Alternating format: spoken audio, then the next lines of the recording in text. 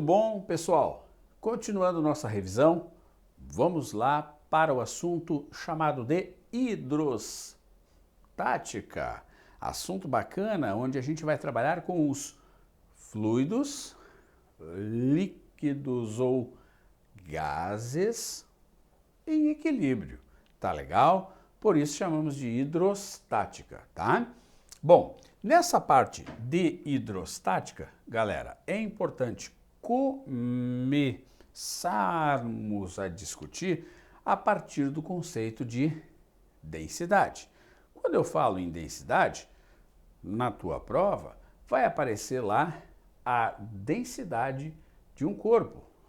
O símbolo D. Essa grandeza, portanto, galera, associada ao corpo. Ok? Em termos de equação, é uma razão entre a massa e o volume deste corpo. Ora, quanto mais compactado for determinado corpo, constituído de certa substância, quanto mais compactado esse corpo está, mais denso ele é. Fácil, tranquilo. A massa do corpo, galera, no Sistema Internacional em quilograma e o volume do corpo no Sistema Internacional em metro cúbico. Ora, a tua unidade do Sistema Internacional, na hora da tua prova, deve estar em quilograma por metro cúbico. Nada impede, tu já sabes, que apareça grama por centímetro cúbico, grama por litro. Ótimo, mas no Sistema Internacional, nós vamos trabalhar com massa em quilograma e o volume em metro cúbico. De modo que tu vês aqui no cantinho que se tu tiver gramas por centímetro cúbico e quiser transformar a tua densidade para quilogramas por metro cúbico, basta então daqui para lá multiplicares por 1000 e de lá para cá dividir por 1000. Super legal, super importante saber esse tipo de conversão. Pessoal, 1 grama por centímetro cúbico, como está aí no teu material, é a mesma coisa que 1 quilograma por litro. Então, bacana também de tu levar pronto estas duas aqui, tá? Então, 1 grama centímetro cúbico é o mesmo que 1 quilograma por litro. E 1 grama centímetro cúbico, né, é o mesmo que 1000 ou 10 na terceira quilogramas por metro cúbico. O interessante, galera, é que a densidade da água, né, ela vale 1 grama por centímetro cúbico. E aí, em sistema internacional, tu vais trabalhar com 10 na 3 quilograma por metro cúbico. Show! Mas, Dani, e a massa específica? A massa específica é da substância que, de fato, compõe esse corpo, né? Veja que para a densidade, que é algo atrelado ao meu corpo, eu uso D. E para a massa específica, que é algo atrelado à minha substância, eu uso Mi. Show! Este Mi, portanto, é calculado da mesma forma, galera, a massa pelo volume. No entanto, de substância que compõe aquele corpo, tá certo? Então a massa pelo volume da substância que de fato está compondo o corpo é a massa específica daquela substância. Show? Densidade de um corpo, massa específica de uma substância e as equações de uma e outra. Aqui, uma representação de 3 corpos que estão aqui introduzidos em recipientes que contêm determinado líquido. Notem que no primeiro caso o corpinho flutua, né, pessoal? Ele está flutuando com uma parcela apenas dele aqui para dentro do líquido. Aqui ele está totalmente mergulhado e praticamente bem na parte do meio desse líquido. E aqui ele está mais ao fundo do recipiente, né? Galera, então, em termos de densidade, o que a gente pode concluir aqui? Que a densidade do corpo, ela é menor do que a densidade do líquido e levou ele para esta configuração em que ele flutua, né? Aqui a densidade do corpo é aproximadamente igual à densidade do líquido. Então ele está ali em equilíbrio, quase no meinho do meu recipiente. Ele é tão denso quanto o líquido, né? E já apareceu assim em provas do Enem. E aqui, obviamente, que o corpo de massa M é mais denso do que o meu líquido. Legal? Saindo então da lousa para que tu possa ir fazer a reprodução disso no teu material de maneira clara e sintética, ok? Então essa introdução é bem tranquila, né? É bem sossegada, onde a gente falou aqui de densidade e de massa específica, tá? Muitíssimo importante, sobretudo em provas como o Enem, né? Que traz o porquê das coisas, né, galera? O Enem que tem essa peculiaridade de, ao invés de perguntar quanto, perguntar por quê, né? Isso é bem interessante. E aqui, quando tu tiveres uma mistura de substâncias, como é que nós vamos fazer a densidade dessa mistura? A densidade da mistura, pessoal, é a massa do primeiro elemento, né, mais a massa do meu segundo elemento, dividido pelo volume do primeiro, mais o volume do segundo. Então, se forem massas aqui iguais, né, enfim, a gente vai poder trabalhar tranquilo com isso aqui, como sendo M mais M, 2M, e aqui os volumes. Ora, se tu conheces a densidade, e a densidade ela é a massa pelo volume, eu posso dizer que o meu volume, então, vai ser quem? O meu volume vai ser a razão da massa pela densidade, tá bem? Isso aqui, então, é claro para quando tu tiver misturas de substâncias. Tá legal, galera? Densidade da mistura é a massa total pelo volume total. Bem tranquilo, bem fácil. Mas, Dani, e se eu não tiver a massa? Tu podes fazer a mesma coisa aqui, tá? Tu pode achar a massa, né? Tu podes também escrever aqui, portanto, olha, que a tua massa, né? Ela é quem? A tua massa aqui, ela é quem? Ela é a tua densidade vezes o teu volume. São formas, portanto, de eu escrever a minha equação da densidade. Tranquilinho, está aqui no cantinho. Muitas vezes se fará necessário esse tipo de raciocínio a partir da equação da densidade. Show! Mas e corpos ocos e corpos maciços, hein, Dani? Como é que funciona? Bem, um esboço aqui de um corpo que ele é maciço. Galera, ele é um corpo todo constituído por determinada substância. Então, vejam vocês, neste caso, a massa específica é igual à densidade. Ótimo. Mas, se porventura eu tiver um corpo oco, eu vou tirar desse corpo um pouco de substância. Então, notem vocês que eu tiro um pouco de substância da composição deste corpo. Então, consequentemente, eu vou ter que lá no meu denominador subtrair um pouco de volume, né? E aí, consequentemente, a minha massa específica vai ficar maior que a densidade. Leva pronto, porque é uma revisão. Quando é que a massa específica é igual à densidade? Quando o corpo é maciço, todo constituído de determinada substância. Quando é que o corpo tem a massa específica maior do que a densidade? Buenas, quando eu retiro um pouco de substância daquele meu corpo qualquer. Beleza?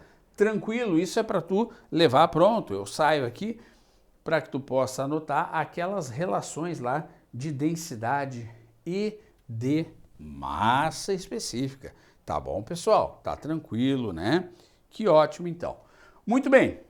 Introdução feita a partir desses dois conceitos aí, né? Da densidade e da massa específica. Lembrando aqui que a gente avança também para essa questão da nossa densidade de mistura, muito importante na pegada Enem, né? Então, leva isso aí pronto, porque talvez seja necessário tu usar este raciocínio, tá, pessoal? Se tu fizeres assim, tu nem precisa te preocupar que tu vais acertar com certeza. Massa, soma de massas dividido por soma de volumes. Bem, o conceito de pressão média, pessoal. O que é a pressão média? A pressão é sempre quando uma força é aplicada, olha aqui, perpendicularmente sobre uma determinada superfície. Ah, muito bem, conforme vimos em aula. Perpendicularmente, uma força atua numa superfície, eu tenho a razão de força, galera, a divisão de força em newtons pela área em metros quadrados me dá a pressão no sistema internacional, que é em newtons por metro quadrado. Tá bem? Legal, o famoso Pascal, né? Dica importantíssima aqui do Dani. Se tu tiveres uma área em centímetro quadrado, é útil e eficiente na hora da prova tu passares para metro quadrado, fazendo vezes 10 na menos 4, tá? Isso te deixa transformar de maneira simples o centímetro quadrado para metro quadrado. Anota aí, por favor, enquanto o teu concorrente perde tempo com uma tabelinha, tu já mata aí direto. Mas e Dani, se esta força não estiver perpendicular à área, o que eu faço? Se essa força estiver, por exemplo, inclinada, oblíqua em relação à área, eu tenho que pegar e entender que esta força aqui, ela atua na vertical, e esta força na vertical é uma componente da minha força inclinada. Repetindo, se tu tiveres uma superfície e a força que atua nessa superfície não estiver perpendicular à superfície, como aqui no exemplo anterior, o que eu devo fazer? Eu devo levar esta força, a sua componente, para a vertical. E aí, então, eu tenho a Fy, que é o F cosseno do ângulo, né? Porque ela está aqui, ó, tá? E aí eu posso, então, calcular a minha pressão fazendo pressão igual a F cosseno do ângulo pela área. Muito importante isso, galera. Quando eu uso isso? Quando a força não estiver... Então, vamos colocar aqui, né?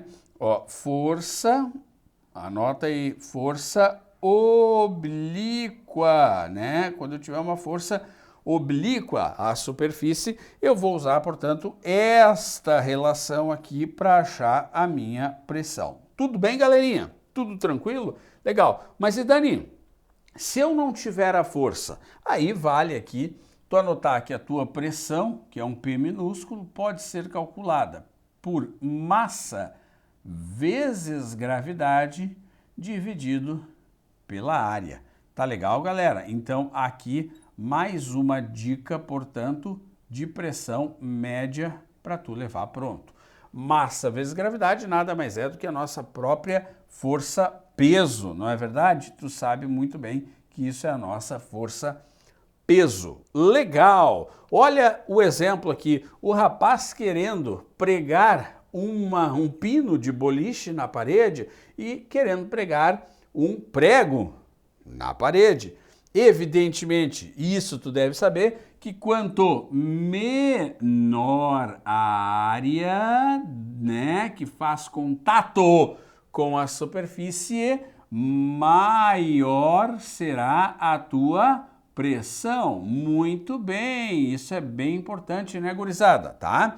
Isso é bem relevante, né, gurizada? Então, evidentemente que é mais fácil para ele pregar o prego na parede do que pregar um pino de boliche, né? E eu brinco sempre com o meu velho e bom desenho, se eu tivesse este corpo aqui, que eu chamo ele de corpo A, e este corpo aqui, que eu chamo de corpo B.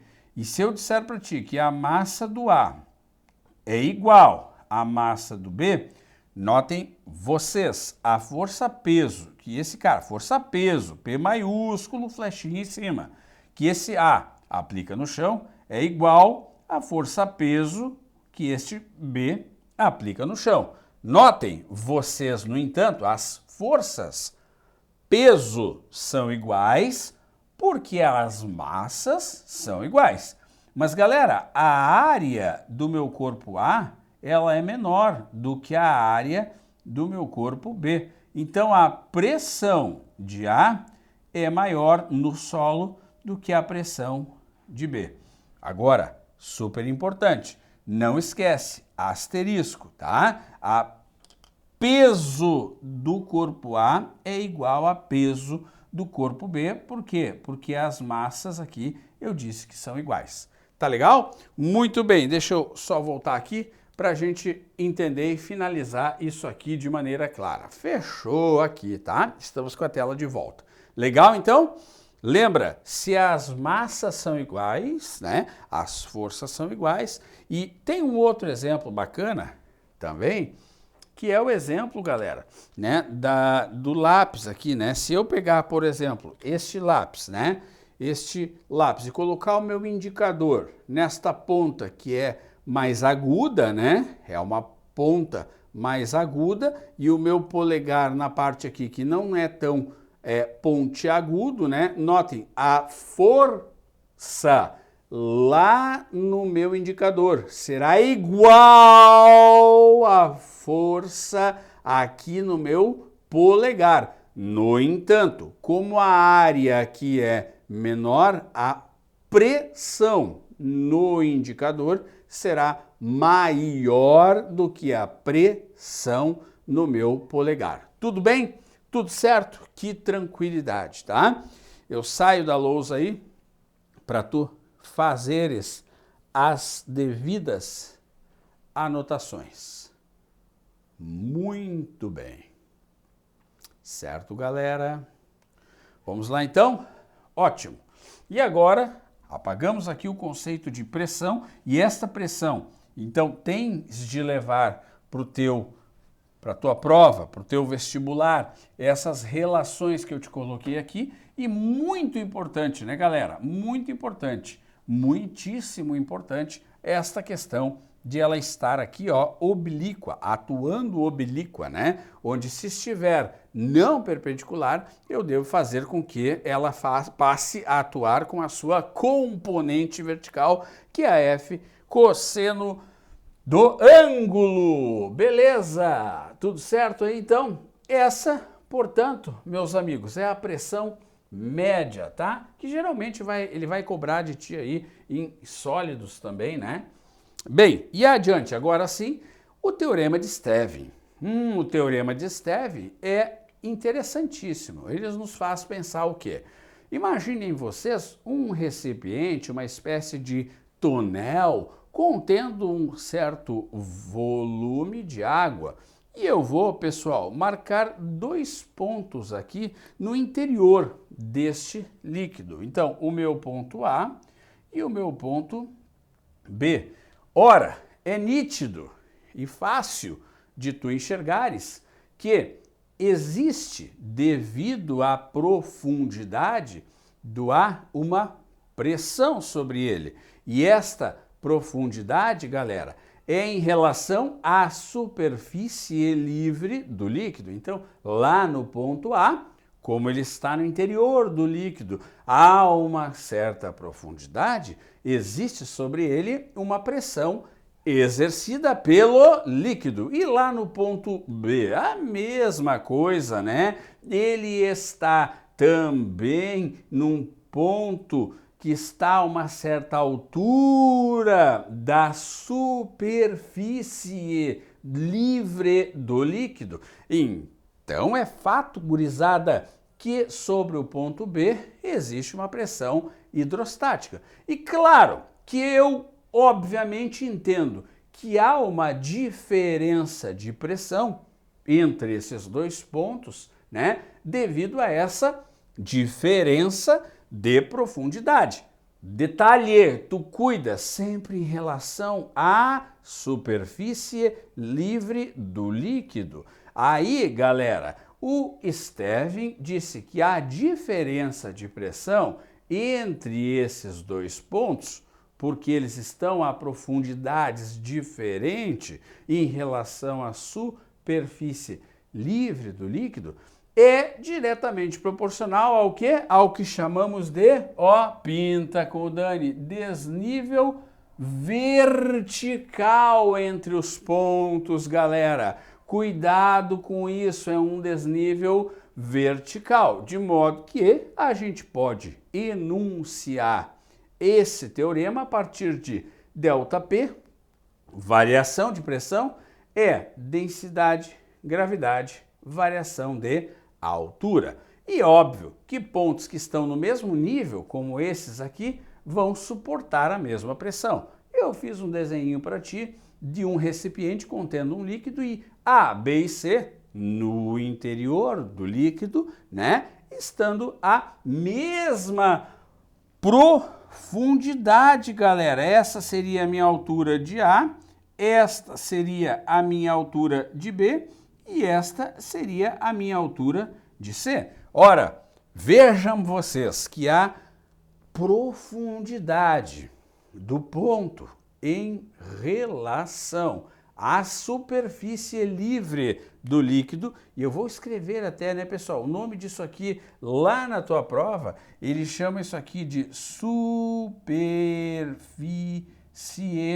livre do líquido. Isso é muito importante, porque é o meu referencial, a partir do qual eu entro no líquido. Como todos têm essa mesma profundidade, naquele ponto todos serão isobáricos. Fechou? Todos terão a mesma pressão. E aqui, esse desenho cai muito, né? 3 recipientes diferentes, sim, nos seus formatos, não é mesmo?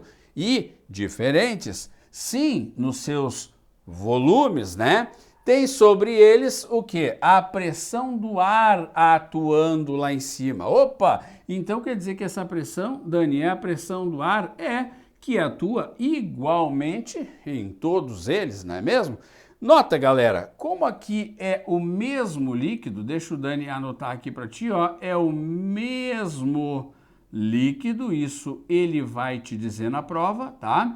E todos estão à mesma altura, correto? Em relação à superfície livre, todos exercem, então, o quê? A mesma pressão no fundo. Mas espera aí, Dani.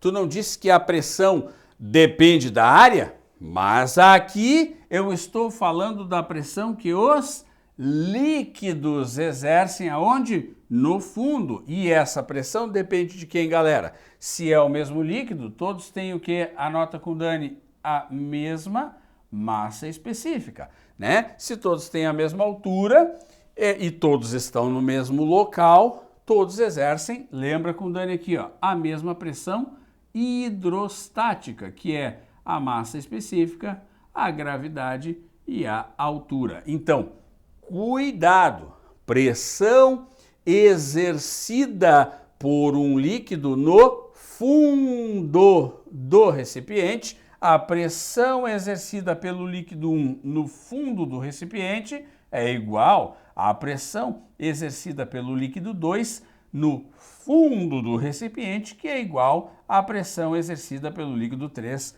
no fundo do recipiente, né? Muito interessante, então, tu saber relacionar a pressão manométrica ou hidrostática, né? Detalhe, esta pressão hidrostática deve ser para fluidos com densidades ou massa específica constante, tá, pessoal? Isso aqui deve ser constante, muito importante tu anotar essas relações, então, tá? Ora, então, para fechar, gostaria que tu anotasse aí que a pressão hidrostática é fator exclusivo de quem? A pressão hidrostática é um fator exclusivo de quem?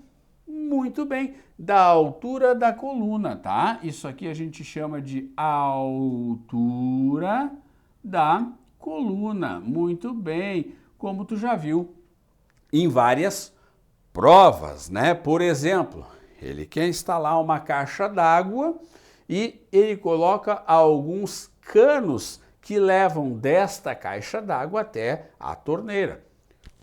Qual vai dar a maior pressão hidrostática na saída da tua torneira? Aquele cano que tiver a maior altura em relação à coluna, não é? Aquele cano que tiver a maior altura em relação à superfície livre do líquido, desde a superfície livre do líquido até onde sai o meu líquido, desde o ponto onde escoa o meu líquido. Legal? Cuidado, galera. Já apareceu uma caixa d'água assim, ó. Olha aqui a caixa d'água, tá? E aqui era o nível da água e ele fazia isso aqui, ó. E a água saía por aqui, ó, tá? Veja, a altura, galera, é desde a superfície livre do líquido até onde sai, onde escoa o meu líquido, tá? Então aqui seria a aguinha escoando, seria a torneirinha aqui, tá? Essa parte de baixo não conta, fechou? Desde a superfície livre do líquido até aonde ele é escoado, fechou? Tranquilo, muito bom, saindo da tela para que tu possa copiar. Muito bem, pessoal. Então, aí está a tela sobre o teorema de Stevin, tá? Anota que é muito importante. Repetindo, então a pressão hidrostática ela é um fator exclusivo da profundidade, dessa altura da coluna de líquido, tá? Desde a superfície livre até onde o líquido deve escoar, né, galera? Bacana, né?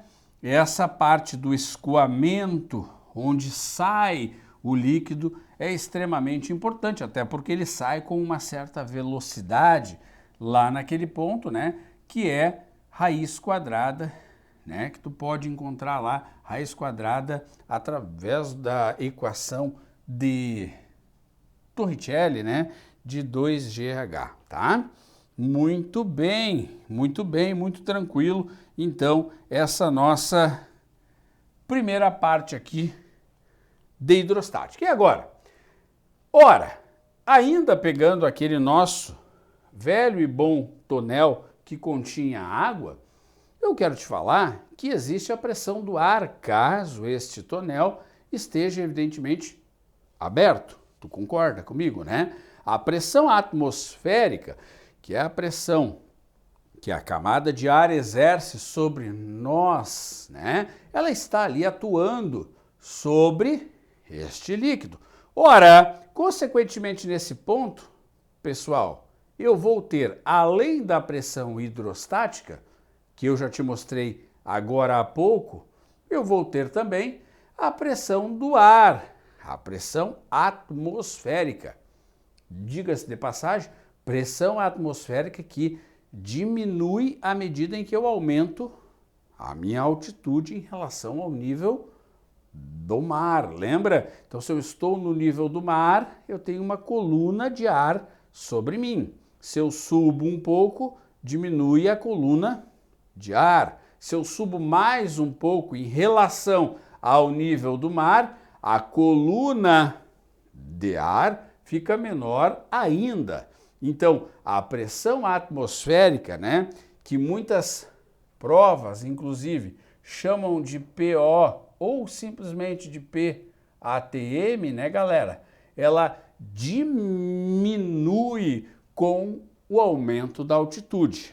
É um lembrete bacana para ti anotares aí. Bom, galera, o que eu quero te dizer? Que então, sobre este ponto, além de atuar a pressão do líquido, atua também a pressão do ar. Neste ponto, além de atuar a pressão do líquido, atua também a pressão do ar e eu tenho, portanto, a pressão total, né? Essa pressão absoluta, que é a soma da hidrostática, aquele dGH que vimos anteriormente, mais a pressão atmosférica, né?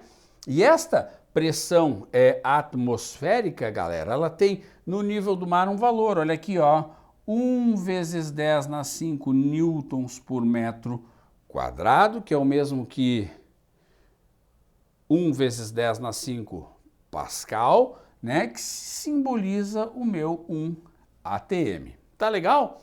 Beleza, então aqui, ó, na água, o teu mergulhadorzinho ali, ó, a cada 10 metros de profundidade que ele mergulha, vai haver sobre ele o acréscimo de uma atmosfera, tá bom, galera? Isso é muitíssimo importante. Olha só, galera, com o aumento da profundidade, a pressão sobre o mergulhador aumenta. Inclusive, eles levam consigo um relógio que é para controlar esse valor de pressão, não é mesmo? Além, evidentemente, de outros equipamentos de segurança. Bom, para cada aumento de 10 metros na água, nós vamos ter um aumento de 1 ATM. Então, raciocina comigo. Se ele está a zero na superfície, ele tem sobre ele 1 ATM de pressão. 1 vezes 10 na 5 Newton por metro quadrado. No momento que ele está a 10 metros de profundidade, ele já vai ter o quê? 2, claro, porque ele entrou 10 metros, tem um ATM por causa da água, mais um ATM por causa de quem? Da pressão do ar. Quando ele está a 20 metros, 3 atmosferas sobre ele. E por quê? Porque ele está a cada 10 metros recebendo 1 ATM, então ele está aqui, ó, com 2 ATMs por causa da água, mais 1 por causa do ar. 3. A 30 metros ele tem quanto? 3 ATMs por causa da água, mais 1 por causa do ar. 4 ATMs no total. A 40 metros de profundidade ele tem 4 ATMs por causa da água, mais 1 por causa do ar. Então ele tem 5 ATMs, isso é muitíssimo importante, tá? Lembrando que newtons por metro quadrado é o mesmo que Pascal, né, pessoal? Tá?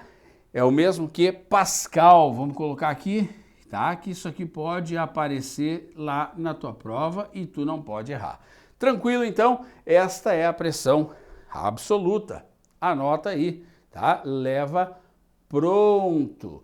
Mas, Dani, aquele psi, esse aqui é uma outra unidade de pressão que, se cair na tua prova, ele vai te dar a relação, tá? Então não te preocupe, é importante tu saber quem é a pressão total. Eu vou sair da tela para que tu possa fazer as devidas anotações sobre esse tópico chamado pressão total. Muito bem? Excelente, pessoal. Então vamos lá, né? Vamos aqui avançando nos nossos estudos de hidrostática, a nossa revisão de hidrostática aí, que pode aparecer numa prova do tipo Enem. Legal? Próxima tela, nós temos um detalhe importantíssimo, extremamente importante. Muitas vezes em prova, o que acontece, né? Cai, pessoal, o famoso recipiente com 3 orifícios, né? O orifício que está mais acima, medido a partir da superfície livre do líquido, o orifício central e um mais embaixo. E o que a gente espera, né? Desse experimento, né, galera? O que é esperado disso aqui, né? Olha só, o que é esperado é o seguinte, o resultado esperado, né? O resultado previsto é que esse jato aqui vá aqui, esse jato aqui vá aqui e esse último jato aqui, né, ele lance um jato mais distante. Isso é o resultado previsto. Deixa eu arrumar aqui para ficar bonitinho para tu entender, né? Ou seja, o que o aluno pensa é que, ora, quanto mais profundidade eu tiver, mais longe vai chegar este jato, porque ele tem mais pressão sobre aquele orifício. No entanto, Olha o que está escrito ali. Ao contrário do que se afirma, embora saia com maior velocidade, o jato do orifício mais baixo nem sempre tem o maior alcance. Ora, por que isso acontece, pessoal? Porque o tempo de queda desse é sempre menor. Então, olha que interessante, o tempo de queda dessa água é sempre o menor tempo, porque ela já está muito próxima do solo, né? Então, olha só, pois o seu tempo de queda é sempre menor que os jatos dos orifícios superiores. Para que esse, do mais baixo, tenha um alcance maior, é preciso que ele seja colocado, pessoal, que ele caia abaixo da base do recipiente. Então, para isso aqui de fato acontecer, tu tens que pegar, galera, e levantar o teu jarro com os 3 furos, o teu recipiente com os 3 furos, tá? Tá legal? Tá tranquilo? Tá de boa? Então, o resultado previsto é esse. Mas o resultado observado é esse. Olha, galera, olha que interessante. Curiosamente, né? Curiosamente, o resultado tu podes fazer aí na tua casa, observado é esse, onde esse jato mais baixo, na verdade, ele quase que coincide com o jato do meio, como vocês podem ver aqui, e aquele jato lá acaba sendo o mais distante. Esse aqui o mais distante, e esse jato de baixo, quase coincide com aquele jato lá. Então, galera, super importante na hora da prova. Se for colocado assim, tu marca como correto, tá? O mais de baixo vai ter tempo hábil para que jorre mais longe. Ora, se for colocado assim, aí tu tens que tomar cuidado. Se não tiver, pessoal, esta opção que é a correta, tá? Tu podes marcar essa opção, ainda que seja uma opção que falte com a verdade física. Tudo bem? Vamos ver se eu me fiz claro. Esta é, no experimento em questão, um recipiente cheio de um líquido contendo 3 furos. Um furo mais acima, um intermediário e um bem mais abaixo. Qual jorra o líquido mais longe? Se o recipiente estiver acima do solo, vai dar tempo para o jato que sai do orifício mais de baixo ser jorrado a um alcance maior. Se não tiver essa possibilidade, aí você vai para esse resultado previsto, tá? Muito embora o resultado observado seja aquele. Eu estou saindo da tela para que tu possa fazer a leitura, galera, tá? A leitura daquilo ali de forma clara, tá? Deixa eu só ajeitar aqui, ó, tá? Deixa eu só ajeitar aqui, porque acabou que ficou por cima aqui, né? Então, esse aqui vai fazer isto aqui, né? E esse aqui vai fazer isto aqui, tá? Ó, muito bem. Agora estamos corretos aqui, tá? Esse é o resultado, portanto, que algumas provas trazem para nós, tá? Enquanto que o que nós observamos é aquilo ali, né, galera? Tá? Deixa o Dani arrumar aqui para ficar direitinho para ti, sem erro. Muito bem, tá? Então, isso aí é o que as provas trazem, tá? Isso aqui é o que a prova apresenta para ti como correto, olha. Mas só seria correto este formato experimental se nós colocássemos o recipiente um pouco acima, tá? O que nós vemos, na verdade, é isso aqui quando está na base. Legal? Me fiz claro? Que bom! Então tá. Olha aqui, copia, marca isso aí como extremamente relevante, certo? Muito importante, né? Tá? Mas Dani, e aí na hora da prova? Já te expliquei. O correto é isso. Se não tiver isso, tu marca aquilo. Vasos comunicantes, pessoal. Ora, em que consistem os vasos comunicantes? Um tubo em forma de U, né, aberto em ambos os lados, onde eu coloco 2 líquidos que não se misturam, né? Então aqui a gente vai colocar 2 líquidos, né? A gente vai verter aqui 2 líquidos immiscíveis, correto, galera? Então, nota, o líquido D2 foi colocado aqui, ocupou o fundo do meu recipiente que é aberto. Um detalhe, né? Bem importante, atua a pressão atmosférica aqui, né? A pressão do ar aqui e atua a pressão do ar também ali no outro ramo. E aí, galera, este líquido aqui, D2, como ele é mais denso, ocupou o fundo. E aí eu verti pelo lado esquerdo aqui esse líquido clarinho, de densidade D1. Notem que como a densidade do D1 é menor, ele ficou na parte de cima e, evidentemente, não se misturou com o líquido D2.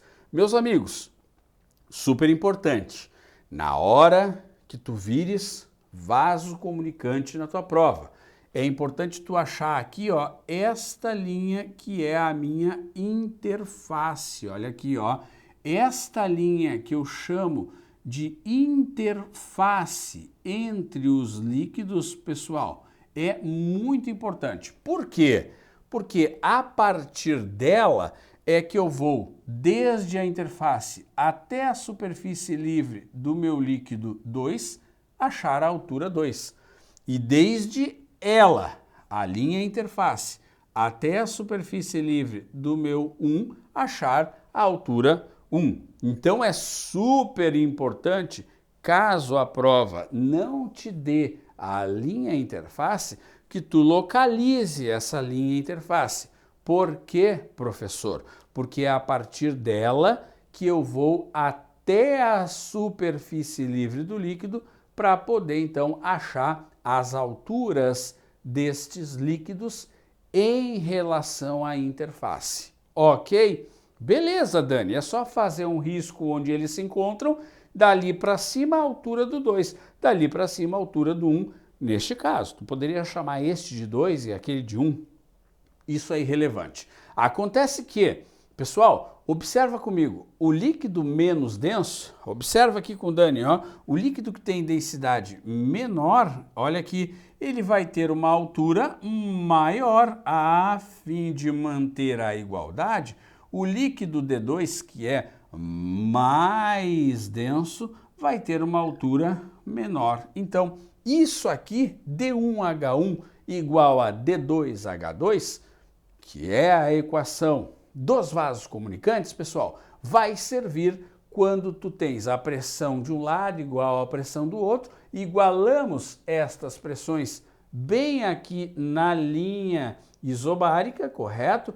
E aí disso nós obtemos essa expressão. Simples. Qual é o mais denso aqui, Dani? O mais denso é o que está no fundo, portanto a altura dele é menor desde a interface. Qual é o menos denso aqui, Dani? É o que está lá em cima. O menos denso fica sempre na parte de cima. Então, qual é a altura dele a partir da interface? É essa aqui. O menos denso tem a altura maior. O mais denso tem a altura menor. Baita dica. Ok? Num bule, por exemplo, onde é servido café, note que ele se comunica com o meio externo, né? Galera, a pressão aqui do ar é igual à pressão aqui do ar, que é igual à pressão aqui do ar, que é igual à pressão aqui do ar. Então, a pressão do ar, pessoal, ela atua naquela superfície livre do líquido de maneira uniforme, né, galerinha? De maneira uniforme.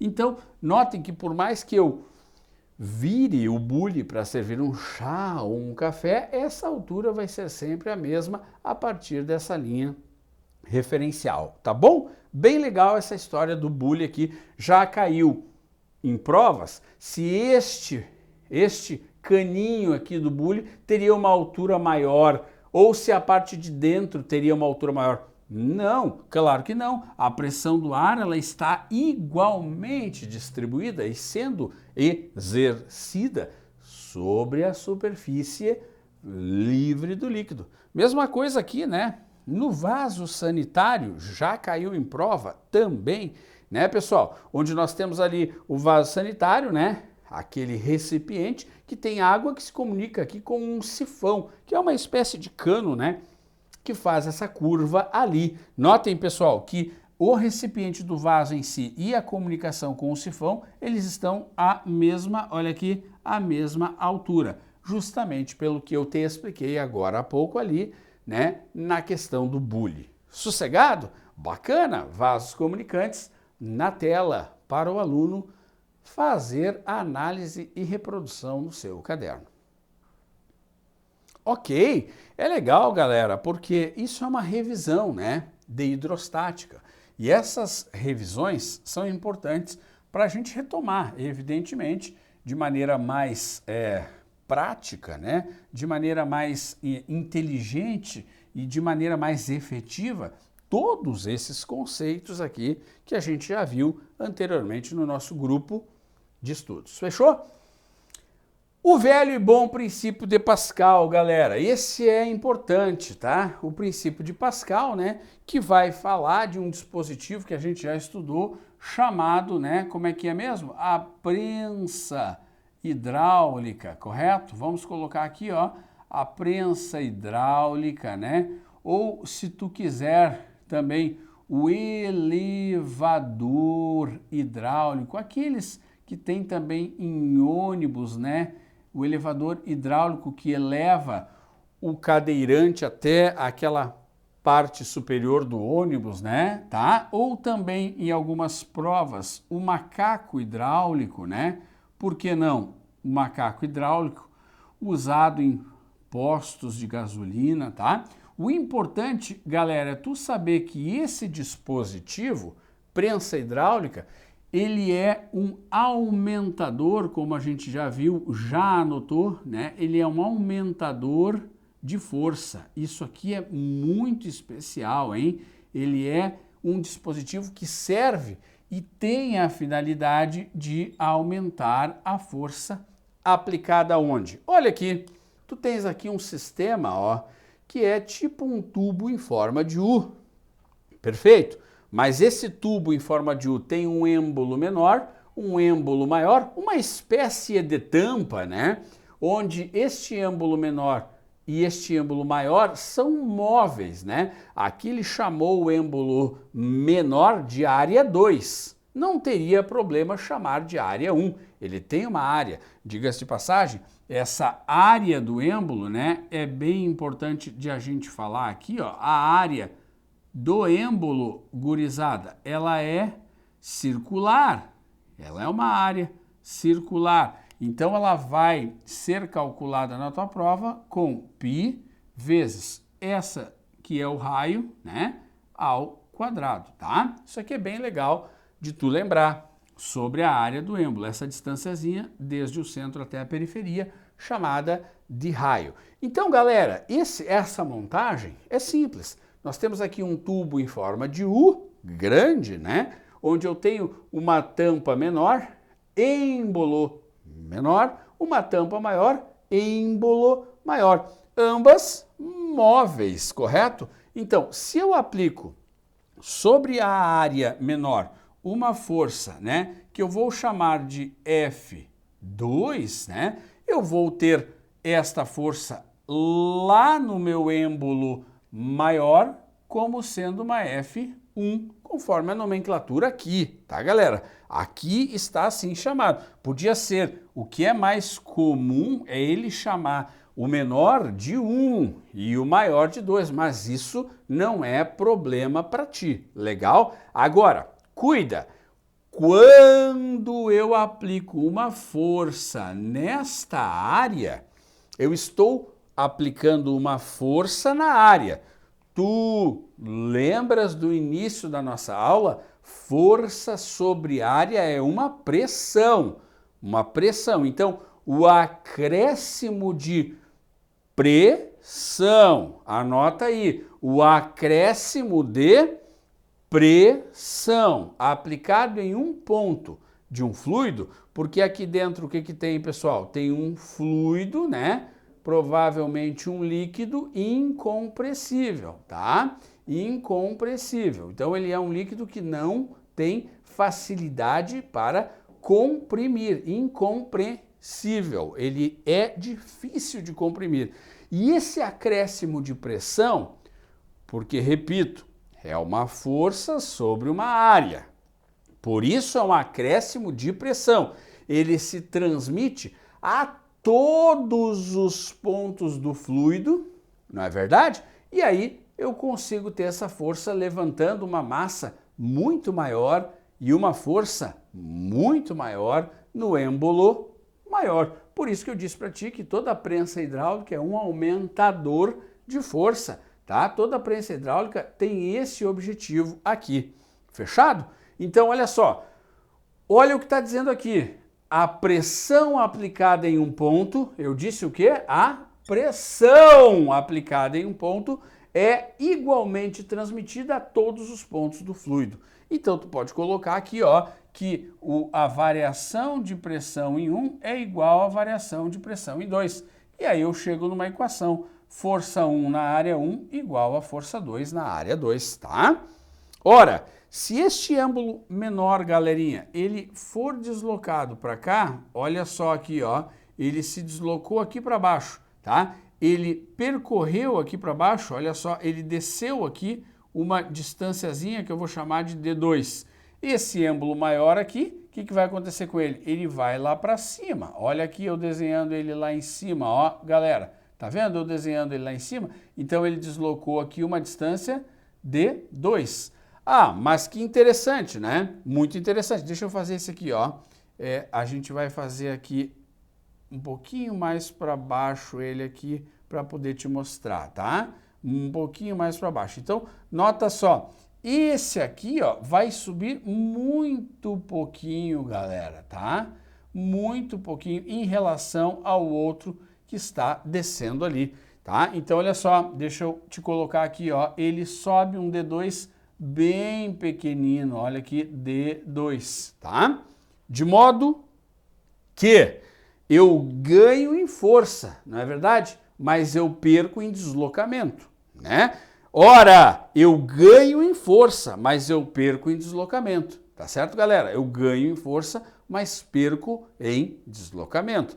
Então, é interessante tu saber também que na prensa hidráulica o trabalho no êmbolo 1 é igual ao trabalho no êmbolo 2. E se tu quiseres, tu pode abrir. Olha aqui, a força no êmbolo 1 vezes o deslocamento do êmbolo 1 é igual a quem? A força no êmbolo 2 vezes o deslocamento no êmbolo 2. Tá? É bacana, interessante aqui a gente pensar assim, ó, que se a força no êmbolo 1 ela é pequena, o deslocamento do êmbolo 1 é grande. E se a força no êmbolo 2 ela é grande, o deslocamento dele tem que ser pequeno, tá? A mesma coisa que eu fiz lá antes, para manter, a fim de manter as igualdades, né? Ó, a força no 1 é pequena e o deslocamento é grande. A força no 2 é grande e o deslocamento é pequeno. Tá legal? Lembrando que os trabalhos são sempre iguais. Gente, isso pode aparecer num sistema de freio, né? Perdão, num sistema de freio, onde eu aplico aqui, ó, neste êmbolo menor, o pedal do freio, que tem um êmbolo móvel, eu aplico uma força não tão grande, ele então se transmite a todos essa pressão, porque a força sobre a área se transmite integralmente a todos os pontos do fluido e faz com que mova o êmbolo maior e, consequentemente, aquela pastilha de freio consiga aplicar uma força no disco de freio e frear a roda, né? Nota que para segurar as 4 rodas do carro é necessário uma força grande. E como é que eu consigo essa força grande a partir da aplicação de uma força relativamente pequena, pessoal? É a partir do acréscimo de pressão que é transmitido integralmente a todos os pontos do fluido, tá? Se eu quero, no posto de gasolina, erguer um veículo muito maçudo, eu aplico uma F1 aqui, pequena, relativamente pequena. Aplico uma força na área do êmbolo menor essa força na área, que é uma pressão, é um acréscimo de pressão que se transmite integralmente a todos os pontos desse líquido, geralmente um óleo que tem muito pouca compressibilidade, é pouco compressível, e aí esse acréscimo de pressão faz surgir uma força grande no êmbolo maior que é capaz de erguer o teu carro, tá bom? E aqui um desenho clássico, né, dessa garrafa aqui de Pascal, onde eu tenho uma rolha e eu poderia colocar várias rolhas nesses outros orifícios aqui. Ora, tem um êmbolo móvel ali, né, galera? No momento que eu aplico uma força neste êmbolo móvel, poderia ser até um experimento com uma rolha, né? Também essa rolha, que seria um êmbolo móvel, baixaria, o acréscimo de pressão se transmite integralmente a todos os pontos do fluido e, puf, todas as outras rolhas sairiam, estourariam ali. Beleza? Este, portanto, é o princípio de Pascal, prensa hidráulica, tá? Aumentador de força. Na prática, a britadeira é uma espécie de prensa hidráulica. O elevador do posto de gasolina é uma espécie de prensa hidráulica. O elevador que tem no ônibus com acessibilidade é uma espécie de prensa hidráulica. É um válido do princípio de Pascal, tá bem? Então eu te dei alguns exemplos aí bem bons que tu deve anotar no teu material, tá? E as equações, força 1 na área 1 igual a força 2 na área 2. Se tu quiser, tu pode, pensando nos trabalhos, abrir força 1, deslocamento 1, que é o que o êmbolo 1 baixa, igual a força 2, deslocamento 2, que é o que o êmbolo 2 sobe. A variação de pressão no êmbolo 1 é igual à variação de pressão no êmbolo 2, leva pronto. Tá legal, galera? Muito bem! Aí está, portanto, o nosso velho e bom princípio de Pascal, tá? Isso é bem relevante, galera. Isso é bem importante e é importante que tu domine esses conceitos, além, evidentemente, da parte prática, né? Que tu domine esses conceitos teóricos aí para a hora da prova. Fechou? Que legal! Que bom! Vamos lá então, galerinha? Vamos adiante aqui, vamos no nosso próximo tópico aqui da hidrostática, tá? Que nos diz respeito, então, vamos lá, o princípio de Arquimedes, a força de empuxo. Ora, quem não sabe quem é essa força, né? Uma força vertical, né? Se é uma força, tem que ter módulo, direção e sentido, e esta força de empuxo é uma força vertical, de baixo para cima, que os fluidos aplicam nos corpos quando, total ou parcialmente, neles submersos, tá bom? Então, super importante, olha aqui, ó, todo sólido que está imerso, parcial ou total em um líquido, ou um fluido, né, galera? Tá? Esse líquido eu vou pôr entre aspas aqui, porque pode ser um fluido, né? Está sujeito a uma força o quê? Ó, sublinha com o Dani. A uma força vertical, da onde? Sempre de baixo para cima, denominada força de empuxo, que é igual ao peso do líquido deslocado. Muito bem. Se tu olhar para essa figura, notem vocês que à medida em que essa minha esfera, esse meu corpo com certo volume, ele é mergulhado naquela região onde tem o líquido, tu consegues ver aqui, ó, que tem algumas ranhuras gráficas aqui para evidentemente te mostrar que o meu corpo quer ocupar um espaço que era dantes do líquido. Portanto, ele vai fazer o que, galera? Ele vai deslocar líquido. Aquele volume, galera, que está imerso, e nós já estudamos isso, né, ao longo do nosso curso, esse volume aqui, ó, galera, que está imerso ali dentro da minha aguinha ou de um líquido qualquer, ele desloca um tanto de líquido.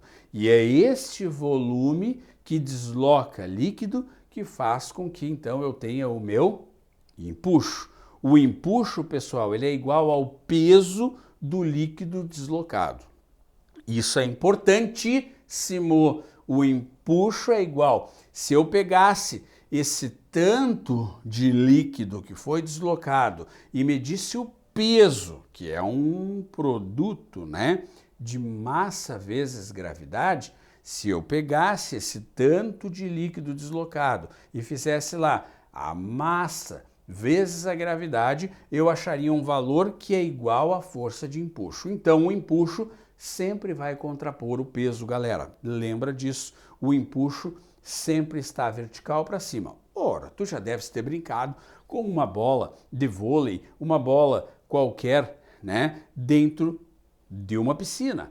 Quando tu afunda essa bola na piscina, segurando-a com as duas mãos e tu solta essa bola, sobe, né? Sobe por causa da força de empuxo. Detalhe, o meu corpo, galera, ele não precisa estar totalmente mergulhado. Basta que ele já desloque um pouco de fluido para que eu tenha já a força de empuxo atuando sobre o corpo. Ora, quem é, Dani, que aplica essa força de empuxo? É o líquido, é o fluido, que aplica em quem? Nos corpos. Anota, o empuxo é aplicado pelo líquido sobre os corpos. O empuxo é aplicado pelo fluido sobre os corpos. Tudo bem? E como é que eu calculo esse empuxo? O empuxo é o μ do líquido, ou a densidade do líquido, vezes a gravidade, vezes o volume submerso. Galera, esse volume submerso é o mesmo que volume, anota aí por favor, é o mesmo que volume imerso. É o mesmo que volume, o quê? De líquido, anota, deslocado. Isso aqui é bem importante. Então, o volume submerso é o mesmo que volume, o quê? Imerso, que é o mesmo que volume de líquido deslocado. Muito importante, tá? Então, eu já posso fazer uma analogia aqui que é super importante, ou melhor, uma relação que é super importante. Quanto maior for este meu volume aqui, né? Quanto maior for este meu volume aqui, maior será o empuxo sobre o corpo.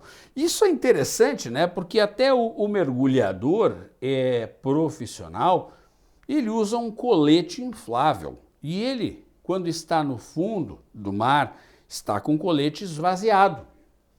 Se ele deseja subir até a superfície, ele liga uma bomba de gás que infla esse colete, aumenta, portanto, o volume do colete, e se aumenta o volume, desloca mais líquido, aumenta o empuxo. Se aumenta o empuxo, a tendência dele é subir.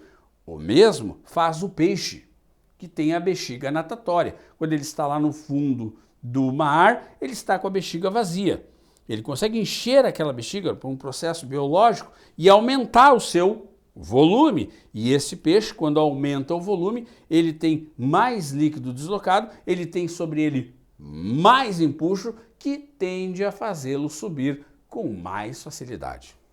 Tá aí, então, essa relação.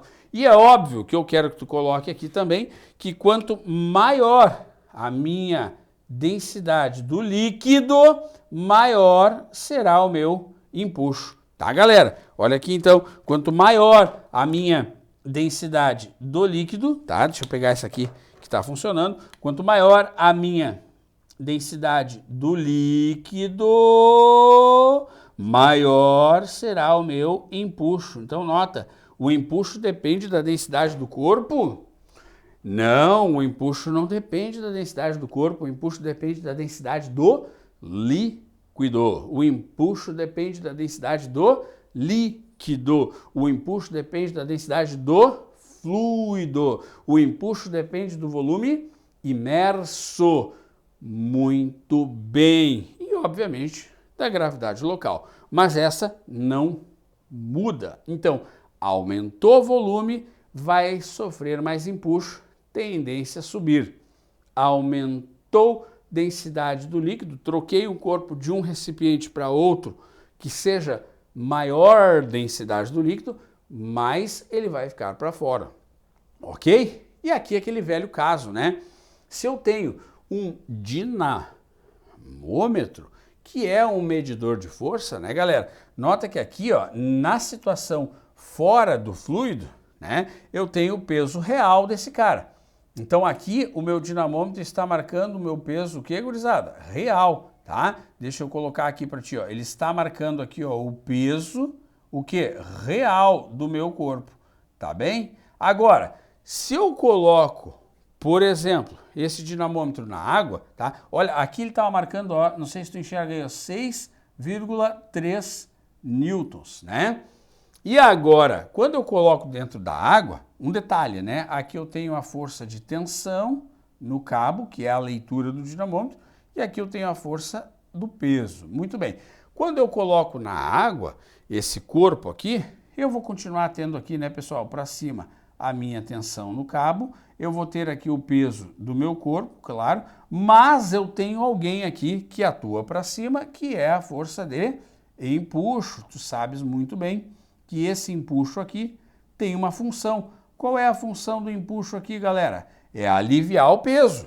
Portanto, ele alivia a leitura no dinamômetro. Notem que aqui, ó, pessoal, o dinamômetro passa a marcar 4,8 newtons. Ora, esta diferença de indicação no meu dinamômetro, no meu indicador, no meu medidor de força, chamado dinamômetro, né? Como é que é o nome disso, Dani? Isso aqui é o dinamômetro,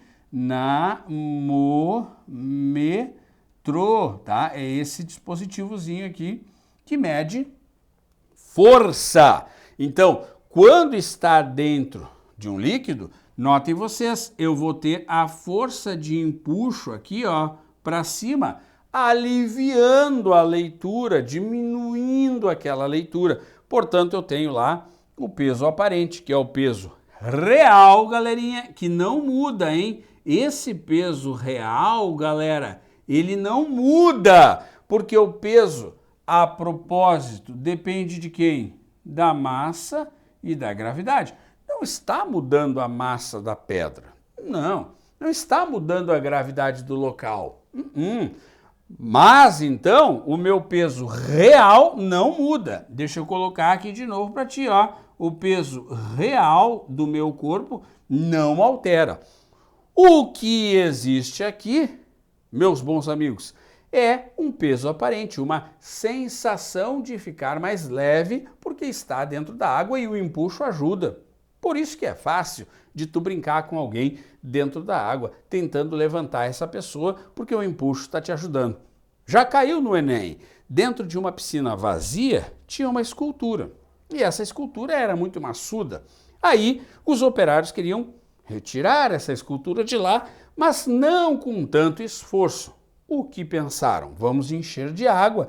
Aí, quando içarmos, quando levantarmos essa escultura com a piscina cheia d'água, a força de empuxo vai nos ajudar e o esforço será menor. Tá bom, galera? Então, ó, empuxo, densidade do líquido, volume do corpo, gravidade. Peso aparente, peso real, menos o empuxo.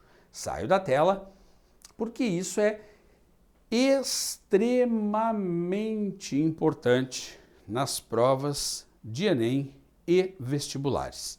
Legal? Muito bom. Então, aqui nós vamos fechar e lembrando que o empuxo, ele pode sim aparecer, né, gurizada? Tanto num corpo que está totalmente ou parcialmente submerso, tá? Quando falo de fluidos, eu falo de ar também. O empuxo pode atuar sobre um corpo que está imerso no ar, tá? Só para que tu saibas aí. Legal, aqui, né, nós temos aqui um esquema de corpos presos a fios, onde eu tenho aqui, ó, sai do bloco e vai para o fio. Eu tenho a força tensora na situação A, né? Eu tenho aqui a força peso na minha situação A, e eu tenho aqui para cima a minha força de empuxo da situação A. Muito bem. Notem que esse corpo aqui ele é mais denso do que o líquido, né, pessoal? Por isso que ele tensionou a minha corda. Detalhe, a corda não estica, ela fica tensionada, tá bom? Cordas e fios ideais são aquelas que não esticam e nem têm massa. Ora, o corpo A só promoveu essa tensora porque ele é mais denso do que o líquido, tá bom? Então, a densidade do A é maior do que a densidade do líquido. Fechou, galera? Muito bem. Sobre o corpo B, o que nós temos aqui? Nós temos aqui, ó, sai do corpo, vai para o fio tensora de B, né? Aqui nós temos a minha peso do corpo B, perfeito. E aqui para cima nós temos o empuxo sobre o corpo B, né? Fato é que se eu cortar o cabo aqui, este corpo B sobe. Mas como? Por que sobe, Dani? Ele só tensionou a corda por causa ou graças ao empuxo, tá? Então, vale aqui nós anotarmos que a densidade do corpo B é menor do que a densidade do líquido. Mas, Dani, qual é a implicação disso? Qual é a implicação disso? Se a tensora for zero, galera, né? Eu cortar o cabo na situação A, esse corpo A, o corpo A o quê? O corpo A, ele desce. Muito bem. Anota aí, né? E se a tensora, deixa eu colocar aqui TA, né? Se a tensora de B for igual a zero, se eu cortar o cabo aqui, o que é que acontece? Ele vai subir. Então, esse corpo aqui, ó, galera, o corpo B, ele sobe, né? E aí eu poderia até equacionar. Aqui ficaria quem? Se esse corpo desce, ficaria peso de A menos o empuxo de A igual a massa vezes aceleração. Claro, né? Vai ter um movimento acelerado para baixo. E se eu cortar o cabo aqui e esse corpo subir, eu vou ter o quê? Empuxo de B menos quem, rapaz? Se eu não tenho mais tensão, o peso de B igual a massa vezes aceleração. Aqui a aceleração de A e aqui a aceleração de B. Tudo bem? Bem tranquilo essa questão de corpos presos a fios, tá? Detalhe, né? Detalhe muito importante aqui, ó. Um detalhe muito importante, quanto maior for o empuxo, galera, né? Quanto maior for o empuxo, ou melhor, eu vou até fazer melhor aqui para ti, tá? Vou até fazer melhor aqui para ti, ó. Vou botar como observação. Super importante, tá? Quanto maior a densidade do líquido,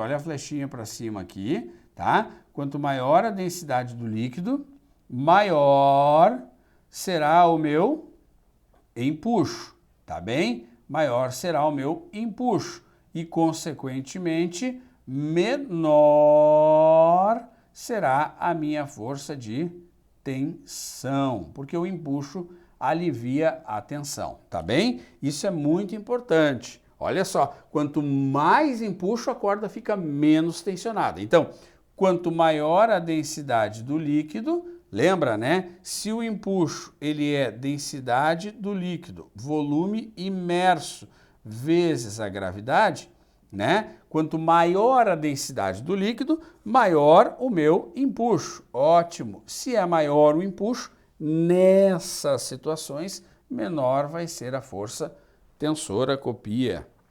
Tá legal? Muito bem. Muito sossegado isso aí. E é o que temos aqui, né, galera? Se o corpo flutua, tá? Se o corpo flutua, o empuxo, a força de empuxo, ela é igual à força peso, tá? Então, se o corpo flutua, o empuxo em módulo é igual à força peso. Olha aqui, sempre que aparecer a palavra flutuar, tu pode escrever que o módulo da força de empuxo é igual ao módulo da força peso. Aqui, inclusive, vale aquela minha relaçãozinha, lembra? Para achar a densidade do corpo quando flutua, tá, gurizada? Basta eu fazer o volume imerso, aquilo que está dentro, vezes o que, galera? A densidade do meu líquido. Essa expressão só é válida quando o corpo o quê? Flutuar, tá bom? Densidade do corpo é o volume imerso vezes a densidade do meu líquido. Isso aqui é bem interessante. Então, nesse caso, o empuxo é igual ao peso. Mas o empuxo também é igual ao peso quando o meu corpo estiver ali bem no meinho, né? Bem na região central do meu recipiente, que é uma situação também de equilíbrio. Tanto essa aqui quanto essa são situações de equilíbrio, né? E se o corpo afunda, o empuxo ele é maior que o peso. Lembrando que aqui, galera, ó, se ele encosta no fundo, também tem uma força que é a chamada força normal, tá bom? Essa força de contato ali.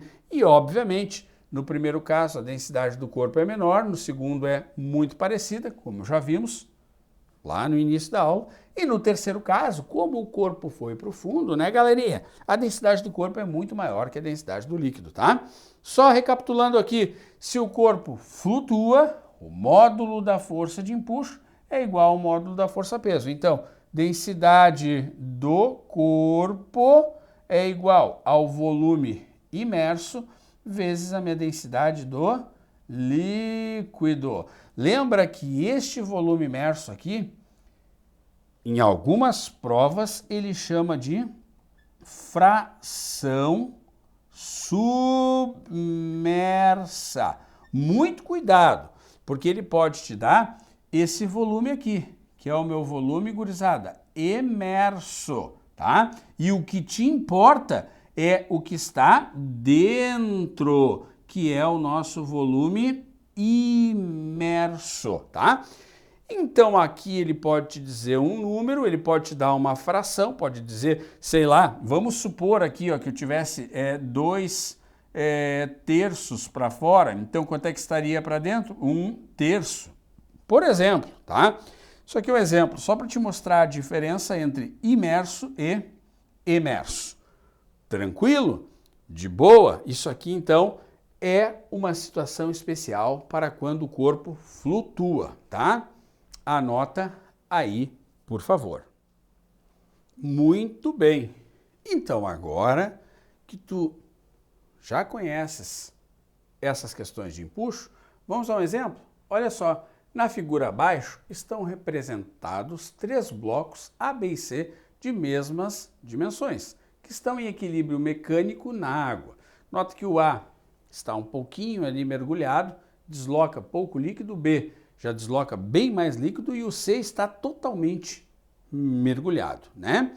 Então, notem, pessoal, que o empuxo ele depende do volume de líquido deslocado. Isso aí é fundamental que tu entendas.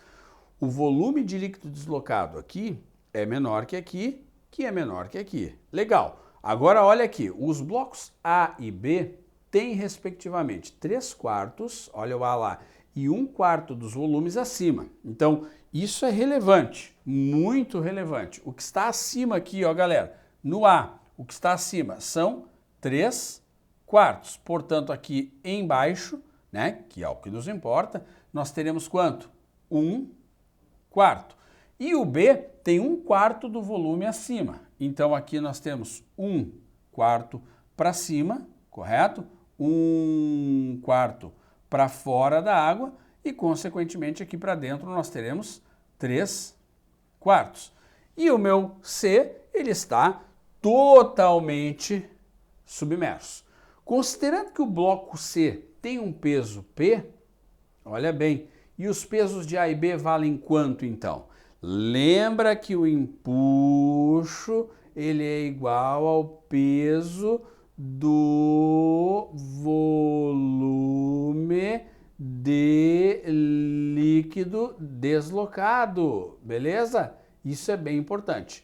Galera, já matou? Dá uma olhada nas alternativas. P4, P4, P4, 3P4, P4, 4P sobre 3, 3P4 sobre 3P4, P e P. Ora, então, olha o que eu escrevi. Os 3 blocos estão em equilíbrio pelas ações exclusivas do empuxo e do peso. Show! Todos eles têm o empuxo para cima e o peso para baixo, em equilíbrio. O empuxo para cima e o peso para baixo, em equilíbrio. O empuxo para cima e o peso para baixo, em equilíbrio. Todos estão em equilíbrio, tá? O volume imerso do corpo C é V. Então, este cara aqui está com o volume imerso V. Todo o seu volume está dentro d'água. Do corpo B é quanto? Olha lá, o volume imerso do corpo B, volume imerso desse corpo aqui, vale quanto? 3/4. Eu vou colocar aqui, volume imerso do C é V. E o volume imerso desse cara aqui, vale quanto? 1/4. É todo aquele volume que está, portanto, dentro da água. Sendo a densidade da água dA e a gravidade do local G, a intensidade do campo gravitacional, né? A gente poderia equacionar esses equilíbrios. A gente poderia dizer o seguinte, olha só, o peso do corpo C é o empuxo do corpo C, que é a densidade, volume, gravidade. Então, isso resulta P.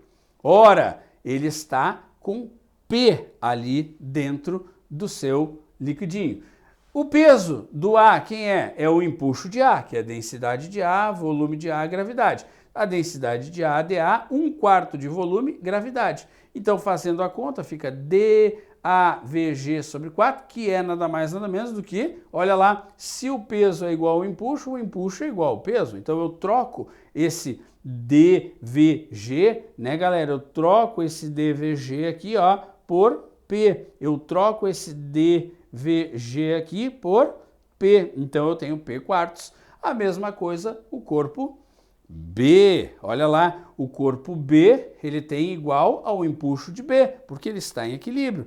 Então, quem é o empuxo desse corpo aqui? Densidade da água, volume do B, imerso, vezes a gravidade. Densidade da água, qual é o volume imerso do B? 3/4, olha lá, 3/4, né? VG, esse dVG aqui, quem é? Ele é exatamente o meu peso, então, 3/4 de P. Claro que eu ficaria, então, com P, né? No caso do C, mas ele quer o quê? A e B. Então o do A é quanto, gurizada? P sobre 4, olha lá, exatamente o que está dentro, e o do outro, 3P sobre 4, exatamente o que está dentro.